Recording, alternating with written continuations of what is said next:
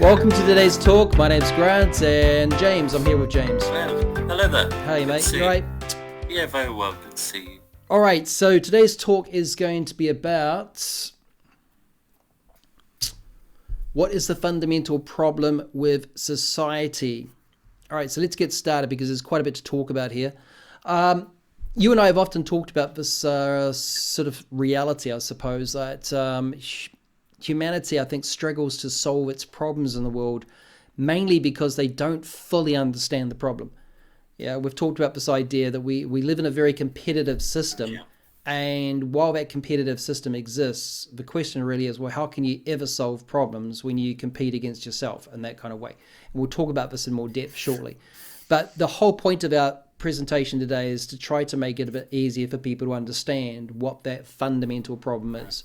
And so they can understand it for themselves. And if everyone understands it, then hey, maybe we can do something about it. That's the hope anyway. That's the dream, as some people would say. That's the dream. All right, so what is the fundamental problem? Well, we can't escape the reality that we're part of the fundamental problem, human beings. Yes. Because our society is nothing more than the individuals that make up that society. So, we have to accept a certain level of responsibility for what's going on in the world today. Well, not a certain, actually, we have to accept absolute responsibility for what's going on in the world today. In fact, if humanity completely disappeared off this planet, then all of a sudden the world would rebalance itself, and I'm sure the animals and the wildlife would be happy without us. That's the thing. That's the thing. We are human beings, and we create the human problems. Yeah, exactly. Take away human beings. They don't just happen by themselves, do they? They don't just magically happen out of thin air. We're continually creating. None of it exists. None of it exists if humanity is not here. Bring humanity here, then there are human problems. So we need to realize that we are the problem. We are the fundamental problem behind everything going on. As you just pretty much stated, as within, so without, and a society can only be as great as its people. So if we're not really exhibiting our highest potential, our highest level of wisdom and intelligence in the world, then we're not going to be creating that kind of world for ourselves. All right, society is going to be a direct reflection of who we are as people. Yeah, so if we operate according to ignorance, right, according to our selfishness, greed, and self-interest all the time, then that's the kind of world that we end up creating. Yeah, it's like the saying that the mind affects society and society affects the mind. It's a psychological process. If you have a wise mind, you have a wise society. If you have an ignorant mind, you have an ignorant society. Yeah. It's pretty straightforward. There's nothing particularly complex about this. And on that basis, let's break this problem then down into those two parts. Let's talk about the mind briefly and discuss the impact that it has on society as a whole. All right, so here's a couple of very simple slides to clarify what we're kind of talking about here. Wisdom, most people refer to wise behavior as people who tend to be open-minded. They are often insightful. They demonstrate usually maturity in their behavior. They're intelligent, thoughtful, considerate, sensible, kind, compassionate individuals. Usually, as a rule, that's the kind of that's the kind of behavior we normally sort of identify with wisdom. Yeah. And when it comes to ignorance, these are kind of behaviors we usually sort of identify with people behaving in an ignorant way. So they often are egotistical, aggressive. They might be extremely paranoid, insecure because of those paranoid behaviors or thoughts. Irrational behavior can be part of their persona as well. They can be fearful. They might be, quite foolish in their behavior. Deceitful. There can be a lot of lies in the way they actually talk and communicate with others. Vanity, racism, xenophobia, intolerance always tend to express behaviors that relate to ignorance as a general. Yeah, absolutely. And when you see this in scientific research, that those people who sit around tables and they work together collectively to look at the problem. Yeah, to constructively come up with a solution, as it says up the top there, from a wisdom point of view. Absolutely. Well, it's like scientists, surgeons, it's a life and death situation. Yeah. Doctors, teachers, etc. They sit around tables and they put aside their differences and want to focus on the real solution to the problem. Yeah, exactly. And they've matured beyond the power games. They've matured beyond the us versus them mentality. So, that's pretty much a scientific fact as well. It's not only wisdom, it's also scientifically proven through research Yeah. as well. All right, well, let's move on a few more points about this. So when we look at an internal wise behavior, like behavior as individuals, they tend to sort of produce a society or a world that potentially would focus more around cooperation. So if every human being on this planet was actually demonstrating their highest potential and operating from a level of wisdom, the question is, what kind of world we would live in then? How much different would it be from the world we live in today? That's really what we're trying to get people to think about here. If everyone's operating from that level of wisdom, then would we really be living in the same kind of world that we live in today? And the answer is clearly no. It would be completely different from the world we are actually having to live through, and all the problems and suffering that exist today, the conflicts, the wars, the poverty, and all these issues. That's the thing with governments, and throughout history they've tried to change external situations like economics or whatever it may be. Just rearranging external things to try and solve which is problems. Superficial ideas that don't really fix anything. Yeah, and it's also the symptoms, trying to address the symptoms rather than the root causes. Exactly. So, when we do exhibit our selfish behavior on in society there, which does tend to be quite competitive, it can be aggressive sometimes. It generally always creates a divisional sort of approach towards things. So it's always an us versus them, whether that's a nation versus another nation approach, or it's one culture versus another culture, whatever it happens to be. But there tends to be that divisional approach that you get when you've got ignorance. So there's not really a focus around cooperation, global unity, and working together for our common good. It's more about, hey, we come first. We're going to put ourselves first. You guys can all come second because you're not part of us. So that's and also you see this. There's a significant amount of people within the population who are decent people, and they want to sit round and they actually want to solve problems. They're not interested in this as versus their mentality. Look at the people who get annoyed with this when they see it on the TV. This is versus their mentality. They literally just want people to sit around the table and fix the issues. Fix the issues. And resolve it. And there's lots of people in the population that want that to happen. Yeah, and yet we remain this ignorant system that continues. Exactly. Wise people then tend to create solutions. They're looking for answers to the problems that exist in the world, but you find that ignorant people, as a rule, they tend to create the world's problems, regardless of those are just simple societal issues like we've got violence, robbery, and all the other general things that happen in society as a whole, or they're more, sort of problems that can affect immediate family issues, alcoholism, drug issues, etc. All these kind of things can have an immediate negative effect on families and also obviously impact in society as a whole as well.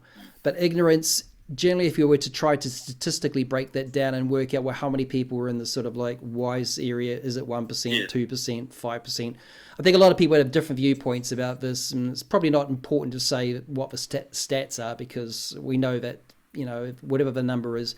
But what's important to recognize here is that people, when they act in at their best potential, they can be in that wiser sort of level, right? It's a scale. It scales up and down. So sometimes people fall back into their ignorant, primitive sort of mentality, get a bit selfish, get a bit sort of me-focused all the time. But then other times they actually are considerate. They try to do the right thing. They try to be supportive towards others. But what we're asking in this presentation is, well, what would the society be like if we actually created a system that actually encouraged that behavior, encouraged us to act in our best interests and basically our full potential all the time? How different would that world be? Let's carry that's on. The thing with that line of green individuals. You can clearly see there are many people in society who are too busy with other things, aren't they? With their mortgages, with their jobs. And they are decent people who want to change things, but they just don't have the time to do it because they're trying to survive in society. Just get by, pay their bills, etc. Yeah, it's not. I mean, it's not always easy. We all know that life can be very, very challenging at times for people in a lot of circumstances. Some people, living on $1-2 a day, if that, and struggling to survive on a day-by-day basis. Anyway, pop quiz. What type of society does a mentally dysfunctional species create? So a species that is not operating at its highest level of wisdom, that clearly still operates in a level of ignorance and sort of selfishness, that sort of species, Would it be a global cooperative society? No. Primitive competitive society? Yes. That's where we are at the moment. Now, it's important to understand from this point of view that while we operate on that primitive competitive sort of side of things, and competition is a sort of natural law in life that where, different species will compete against each other, humanity, that's apparently supposed to be quite wise and intelligent, apparently, we are capable of doing better than this. And I think you and I both know that, and a lot of people who would watch this video too know that we are not operating anywhere near our full potential as human beings. Yes, and we are capable of living in a world that is so much better than the world that exists today. Yeah, absolutely. It's like the animal kingdom, which is based on instinct predominantly. They live in a tribalistic mindset, don't they, or tribalistic instinct where they fight against each other. But if we look at, say, the human body... Yeah, we can reason more. Animals don't have as much level to sort of reason and sort of look at the things in a deeper level than human beings are capable of. Yeah, and you look at, say, the Earth, the ecosystem, and the universe, the stars, the galaxies... The cooperation that exists within that system itself. Exactly. Yeah, absolutely. It's a natural intelligence that cooperates.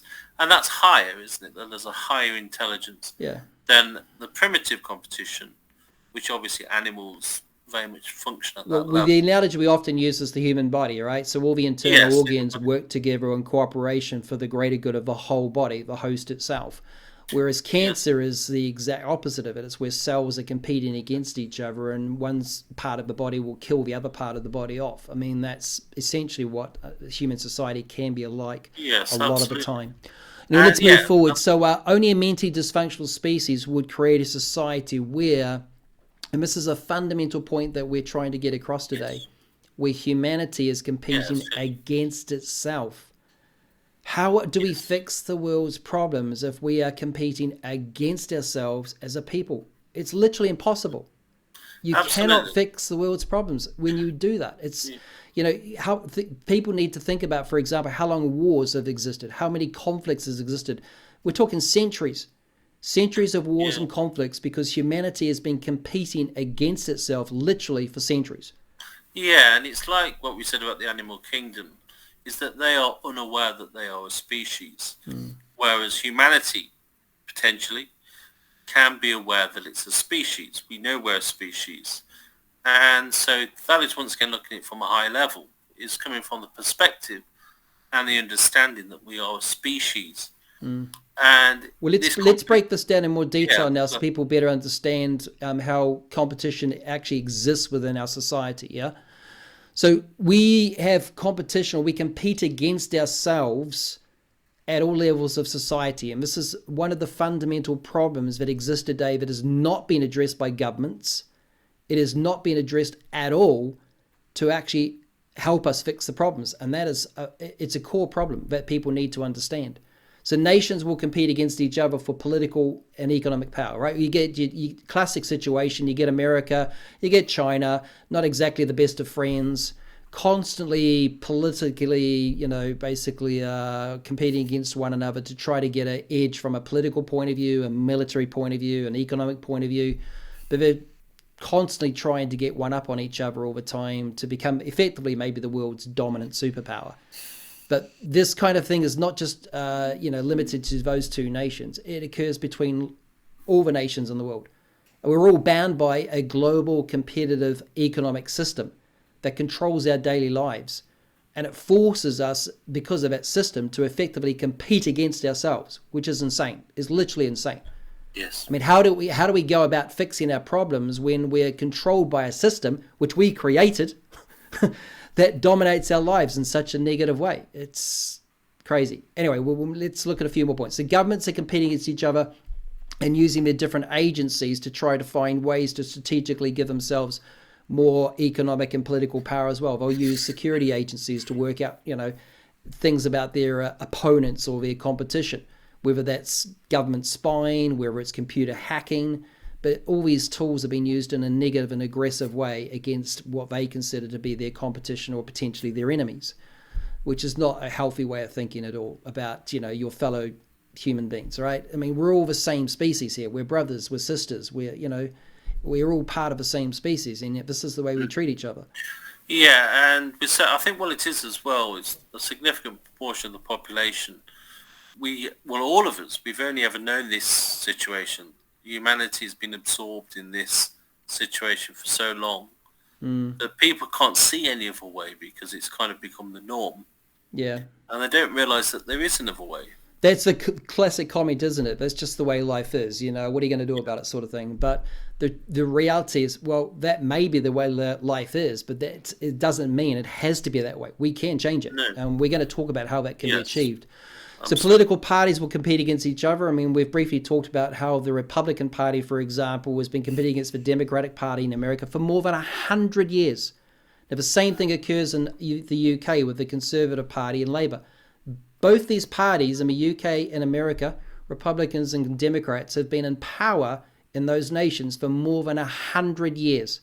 Have they ever resolved the problems in their own nations, let alone contributed in that sort of, problem-solving way towards the rest of the world? No. No. So are governments really fixing the problem? No, they're not fixing the problem. These problems have just continued on century after century, essentially, because they've been ignored. They're literally been ignored. And the unfortunate reality is we can't fix these problems until we do stop competing against ourselves. But we'll talk more about that shortly. So businesses are doing this as well.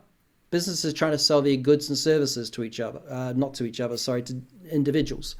And the reality is, are they working together to try to create a better world? No, they're just trying to outcompete and, make an economic profit at the end of the day from their point of view, a lot of the time.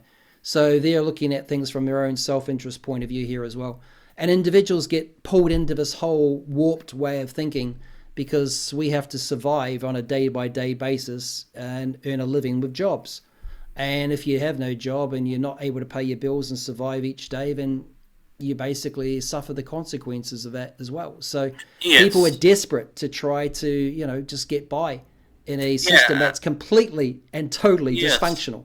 And lots of people have the potential as well to become higher and to become wiser, but because they are stuck in a survival mode, Yeah, they exactly. they remain regress. It's almost regressive. They They remain do. stuck They do. in this limit, and they don't really achieve their full potential. I And think people do that. They, out of desperation, they'll probably act in ways of ignorance, just out of simple desperation. And I think a lot of people do commit crimes each day in society as well, out of a lot of cases because of desperation. Not always, but a lot of cases it's just desperation, just trying to get by. So moving forward again, looking at a few other points about this. Because humanity is actually competing against itself as a people, as a species, essentially, these are the kind of problems that we create in the world. Now, as I said, some of these problems have been going on for centuries. Climate change is a modern issue, but we have been basically killing ourselves as a people. I mean, what kind of sane species does that kills its own kind? I don't know of any species that basically, if it's going to say it's sane and it's got any sense of intelligence, that would kill its own kind. That's just not wise at all. It's not even I've lost for words on that one.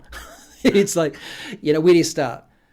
So when humans act like this towards each other, we've lost the plot. That's seriously, we lost the plot. But anyway, these kind yeah, of wars, these kind of problems that we're talking about on the slide here, they can't be solved in a world that is in conflict with itself. It's just not possible. yeah, and we've got the wisdom to know once again that we are one species. It's not like we're ignorant that we've got the global internet now. We can travel globally, Yeah. so we have the ability now to see. There's all that Actually, intelligence there. We're just not using it sensibly, are we? I mean, no, that's the bottom line. well, it's because we're stuck in an ignorant system, Yeah. which is preventing the full potential of humanity. Exactly. Too much of the intelligence that does exist in the world has been used for ignorant purposes. And that's Yes, one of the major problems. So we need to look at how we can change all that. All right. yes, So in our society, we have this us versus them division. Now, in this slide, then we're just going to look at a few examples of that us versus them division so that people can see it, from an everyday news media point of view. So not too long ago, there was a trade war there between America, the US, and China, where America wasn't too happy with certain things that China were up to. So they slapped on some tariffs onto their economic basic, or onto their goods that were being imported into the US, obviously making certain goods much more expensive to import.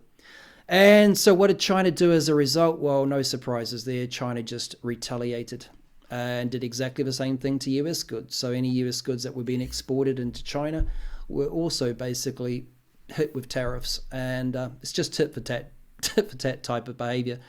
But this is the kind of childish behavior we see all the time, and this is not solving the world's problems. This is not making things any better. This is just, pointless behavior, basically. It doesn't help anything. So that's one example where you see these kind of things happen because of a competitive system that exists in the world. I mean, there's even a more extreme case. I don't think I've seen a more extreme case in the world of kind of stupidity, really, than the case I saw when the world was going through its COVID challenge. Yeah, so everyone's faced with the COVID challenge. America's trying to get on top of it as well. But a news media article came out at the time where it talked about essentially the US states were competing against themselves trying to get access to ventilators. So their citizens are struggling with this major health issue, just trying to survive. And while their governments or their states were trying to get access to ventilators, they ended up literally competing against themselves to get access to ventilators. I mean, in terms of, the stupidity of this, it's just off the scale. Off the scale. I mean, what kind of species would do that when you're trying to support your own people? It's crazy. Anyway, so that happened not too long ago as well. We get the classic government versus government situation. Edward Snowden brought to light all the spying that was taking place by the American government at that time. And while we all both know that, a lot of nations would like to sort of think of themselves as squeaky clean and above the, the faults of typical poor behavior by different governments, and would like to sort of think of themselves as able to take the moral high ground in a lot of cases, I don't think any government is squeaky clean, and I think every government in different ways has always tried to put its own interests in different circumstances for different economic purposes a lot of the time, probably ahead of other nations, regardless of the consequences. And yes, I think they're all guilty. Yes. Yeah, absolutely. And this is linked directly to nation states, governments acting like individual separate people. Yeah. They're acting as no cooperation, no teamwork. It's just what can we leverage out of a situation for our own advantage. And that's what happens when you live in a competitive world. That's the kind of behavior you're going to get. It's going to be a dog-eat-dog mentality, isn't it? They're going to basically revert down to the most primal instincts of how do we get an advantage out of this. So whether it's government spying, whether it's computer hacking, but those are the kind of things that tend to happen. Political parties in competition with each other, that's an endless drama. Every political election cycle, we see the kind of political aggression with political campaigns start to unfold, and you get the same threats, the same political attacks by each party on the other party, trying to basically find some way to destroy their competition. It's crazy. I mean, humans shouldn't be acting this way towards each other. They shouldn't. But, again, just saying, but that's just the way the system is. Well, that's stupid. Okay? You can say that's the way the system is, but I'm sorry, but that's plain stupid. Yeah, and it's going back to what we said in relation to people sitting around tables getting things done, is that they've gone beyond power games. They've gone beyond the us versus them mentality. And it shows that the ones that work from this wiser position and sitting around trying to get things done to actually produce real solutions, that they work, they function. Yeah. Yet the system we live in is an us versus their mentality. Yeah. So really, can we actually move forward? Are we going to move forward continuing from this perspective? Well, obviously from a wise position, also from scientific observation as well. We can't. Yeah, that wouldn't be sensible at all. So political parties versus another political party is a constant theme. The classic business against the other businesses all the time. You've got company A, company B, both trying to sell goods that they want to get out to the market there, and one of the companies might be more dominant and put the other company out of business. I mean, you see this with usually the bigger players. The bigger players, if you've got like a supermarket chain, and it's got more purchasing power than the small food market who's just, selling local produce to the local community, they may have more buying power. And because they've got more buying power, they can just sell things at a cheaper rate, a cheaper price than their so-called competitors. But to these situations where the larger player in the business, world basically puts the smaller one out of business all the time, happens on a regular basis. And people have to file for bankruptcy sometimes, and people lose jobs. And then there's the knock-on negative effects of people losing jobs, can't pay their bills, the family stress that creates, the turmoil in the family can end up creating a problem with relationships fall apart. It's just one negative sort of action has another negative knock-on effect and another one, and so on it goes. Yes. It's really bad. And if you look at populations, they function in its whole, doesn't they? They function together holistically. They don't function in separate parts. So if you only care about yourself as an individual and also your own family, and you're not interested in anything else that's happening out there, it's really ignorant, because everything affects everything else. Exactly. It's all interconnected, isn't it? The whole lot's interconnected. So you can't isolate yourself and just say, I don't have any impact on the world. Yes, you do. Everyone has an impact on the world. Yes. Some people might have more of an impact than others, but everyone has an impact in the world. Yes, absolutely. In different ways. Banking scandals often arise because of the corruption of it. Comes out of competition as well, because self-interest is always involved in this process. You get a lot of corruption due to self-interest. Even down at the individual level, there was a case where I remember seeing at the time when everyone was faced with the COVID challenge, where 1,000 people were going for the same job. It was that hard in terms of the challenge that we were all facing at the time. But you sort of wonder, well, again, that just shows the extremes of what competition sort of leads to when you've got so many people trying to just get hold of one job here. Yeah. And that goes back to what we said about decent people. Decent people being locked in an ignorant system. An ignorant system which they feel they can't get out of. And this was the ultimate effect as well from not just what was happening during the COVID time, but it's happened in every economic recession. As those economic recessions keep repeating themselves, we get the same sort of outcomes when it comes to suicide. People again lose their jobs, they can't pay their bills, they can't basically meet their commitments. Relationships fall apart, families fall apart, and some people feel like they just can't cope. They just can't deal with the challenges they're facing. So they put an end to it. Which is, it's not only sad, it's crazy. It's crazy. It shouldn't be happening. It's full stop, should not be happening. So there should be support for people during challenging times. Whatever that challenge is, we should be able to support each other through any challenge and work together to overcome it. The kind of solution that you and I are going to put forward here in one of the videos that we're going to produce, that's exactly what would happen. Yes. If you're faced with this kind of challenge, you would overcome that challenge together. Anyway, we'll talk more about that a little bit later. So when we do compete against ourselves in this sort of way, we end up obviously hurting ourselves as a people. Yeah. But we also end up hurting the planet and its species as well. I mean, don't get me started on how many species humanity is sort of like, in a sense, exterminated through our own selfishness and greed, because we're encroaching on the territory of other species, and we're just not acting responsibly where we should be. We should be protecting, as the so-called wiser species on this planet, we should be protecting the other species that don't have the ability to be able to protect themselves a lot of the times. And what we're doing is often exterminating them. We are eliminating them from this planet, which is that is just not acceptable. So moving forward, a few other points. From a psychological point of view, do you want to discuss this slide so that... Yes, I mean, obviously if we have a win-win situation where everybody reaches their true potential, which is what equality is. Equality is not just about economics. Equality is about everybody reaching their true potential. Every individual person has talents as individual qualities.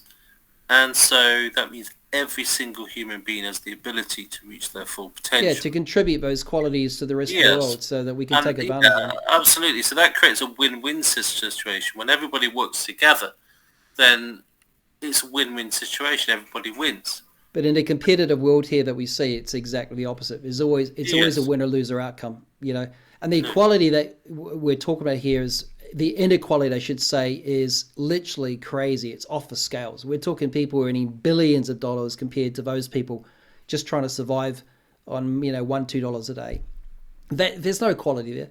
And anybody trying to pose an argument that you can get equality in a competitive system, I'm sorry, is talking complete rubbish. There's no And yes, possible and way to achieve yeah, equality in a system that's competitive, because yeah, competition and self-interest won't allow it. yeah. In that position, you can argue against that if you want to, and you can obviously dismantle that position anyway because there's so much evidence, so much not just through wisdom but also through scientific evidence that cooperation and working together produces a win-win situation. And the winner-loser situation doesn't do that. Yeah, It doesn't anybody produce, observing the trends over the years would have noticed that inequality has been increasing as well. It's been yes, getting worse and worse. I mean, there was a while, I remember when I was growing up in the earlier generations, when people were thinking of that somebody who was like a millionaire, that was considered a big deal. Like $1 million these days is no big deal because of inflation and everything else. But yes, these days, we're talking not tens of millions, we're talking billionaires. The scale, like I said, the separation between those people, that sort of that economic period, that they pyramid up the top here, and those people basically struggling right down the bottom is completely out of whack, is out of balance. Anyway, competition, as you know, psychologically leads to aggression, because in competition, both sides are trying to win. All right, no one in this equation likes to lose in a competitive environment where there's usually some sort of prize that the victor gets. So in competition, there's often aggression as part of that behavior, and aggression will ultimately lead to negative behavior in society, whether that's the nations being politically or economically aggressive towards each other, governments doing things like computer spying, as we talked about, computer hacking, things like this. But they're all trying to get an edge over everybody else to advance their own self-interest, as the slide says, right? So competitive aggression basically leads to self-interest, and that self-interest tends to, again, lead to more competitive aggression. So it's a vicious yes, cycle. But what's important for people to recognize is that when you have that competitive sort of psychology, aggression and self-interest tend to bring out the absolute worst in human behavior. I mean, the kind of things that humanity inflicted upon itself in conflicts and wars that you hear about in the news every day. Yeah, you hear about all the different, completely inhuman behavior that is inflicted on other human beings yes, during yes, times of conflict and war. It's always the worst kind of behavior because of the aggression and the sort of immoral behavior that we denigrate ourselves down to a very low level because of yes, the war and the conflicts. yes. So the more we sort of are aggressive towards other people, the more we basically just end up hurting ourselves. All right. And I think it's very fair and it's important for people to recognize that their existing system that people operate, or that humanity operates today, is a self-harming model. Yes. When you're competing against yourself and you're causing suffering and conflicts of basically interest, that system is structured in that kind of way, and it ends up causing suffering to people's lives on a daily basis. That is a self-harming model. Okay? It's not a model where everyone wins. It's not a model where it supports the species and helps and lift it up to a higher level. Yeah, well, It's a dog-eat-dog, basically, world. And this links into what we said before about cancer, Yeah. is that cancer works in this very way, in the sense it destroys its host, and it also Exactly. destroys itself in the end. It kills itself. Yeah. It can only function because the host is alive.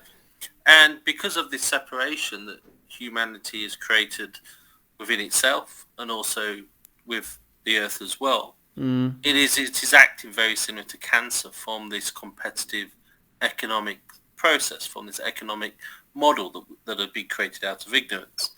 So that's another clear observation that we We're need just to we're move just not beyond it now. adopting the intelligence of life, are we? We can see the Earth tries to support millions of different species. It tries to support all of these species working together in a sort of, a planetary ecosystem. Humanity just says, no, it's all about number one. I'm going to look after Yes. myself, and hey, to hell with you guys over there. Same goes for the nations and the way they operate together as well. That kind of behavior, again, it's not going to work.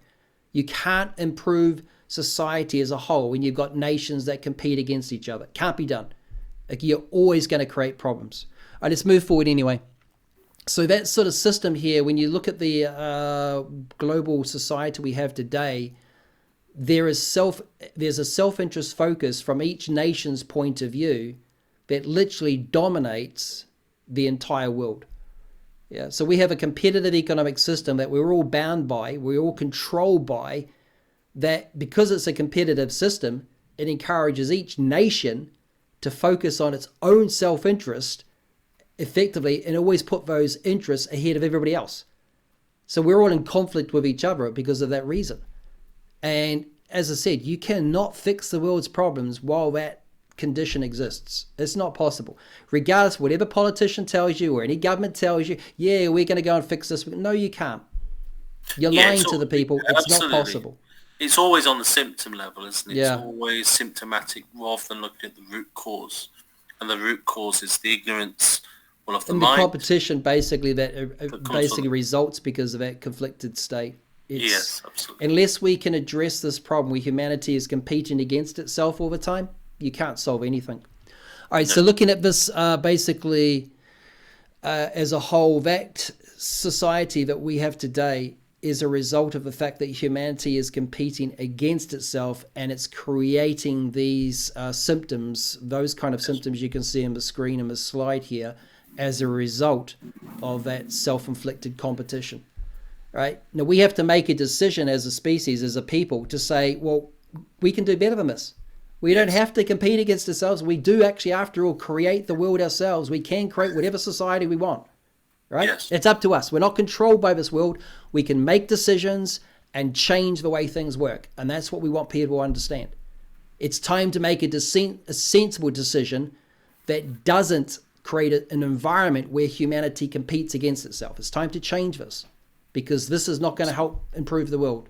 It's just going to keep causing more and more suffering to people. And I don't know how many conflicts and wars humanity wants to live through, but they're all unnecessary. We can end all of them now.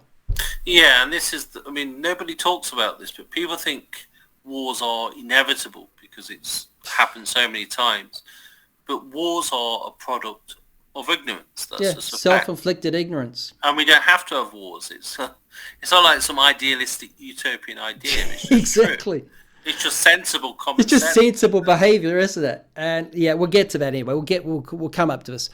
All right, so there's a simple question on the screen just to sort of clarify this final point. How can you fix the world's problems when you're competing against yourself? You can't. No. It's literally impossible. So like I said, any politician or any government that tells you that it's possible to fix these, they're lying to you. If it was possible, they would have already done it. I mean, how many centuries of political control and power do you need to fix a problem? You certainly don't need all the time that a lot of these political parties have already had. And have they fixed anything? No. We've had 2 world wars in the last century, endless conflicts. Nothing's ever been fixed. So it's time to do something different, and it's time to start acting more intelligently, and we're not doing that at the moment. That's where we need to head. So competing against yourself is what creates the problems. It's very important for people to understand this. If they understand that we create our problems because we're in conflict with ourselves, because we actually as a people compete against each other, then we've got the ability to then look at, well, if we stop doing that, what would happen?